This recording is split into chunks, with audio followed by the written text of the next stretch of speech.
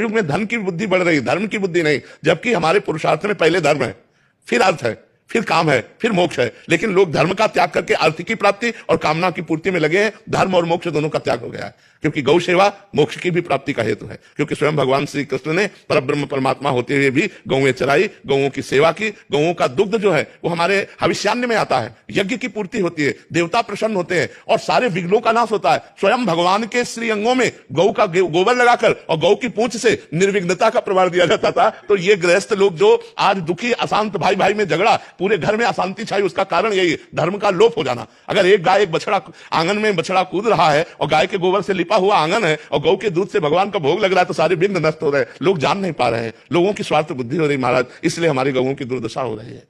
तो आशीर्वाद दीजिए कि क्या करिए अभी कि हर बड़े बड़े नगर और गांव में सार्वजनिक गौशाला हो, जिसमें ये जो हमारी गौएं इधर उधर भटक रही हैं, जो गौओं की सेवा नहीं कर पा रहे हैं स्वार्थवशात, वो उस गौशाला में दें और उस गौशाला में 10-5 लोग मिलकर के अर्थव्यवस्था ऐसी करें कि जो बूढ़ी गायें हैं, जो दूध नहीं देती, जो सांड है, जिनका प्रयोग इस समय नहीं हो रहा है। पहले था कि बैलों से जुताई होती थी, अब ट्रैक्टर की जुताई होती है, इसलिए जो नंदी है उनका अपमान हो रहा है, नंदियों को ऐसे छोड़ा जा रहा है। तो उनको सब गौशाला में सुरक्षित रखा जाए, जिससे दूसरों को जो कष्ट हो रहा है, दूसरों को भी कष्ट हो रहा है। ऐसे छोड़ दी जा रही है जिनको भोजन का कष्ट है और वो रोष में आकर के लोगों को फिर दंड देती है। अगर छोटी छोटी गौशालाएं हर नगर में हो तो हमारी गौएं सुरक्षित हो जाए, हमारी गौओं की सेवा हो जाए, तो हमारा राष्ट्र सुरक्षित हो जाए, राष्ट्र में विघ्न आना बंद हो जाए यदि गौएं सुरक्षित हो जाए। जहां गौएं कटती हैं, जहां गौओं का निरादर होता है, वो राष्ट्र दुख से युक्त होता है। कभी अतिवृष्टि, कभी अनावृष्टि, नाना प्रकार की प्राकृतिक आपदाएं उस राष्ट्र को दुख देती रहती है। ऐसा चाहे जहां भी हो, तो जहां गौ हत्या होगी, जहां गौओं का अनादर होगा, वहां दैवीय आपदा जरूर, उस प्रकृति वहां की कष्ट देगी उसको। गौ धर्म स्वरूपा है,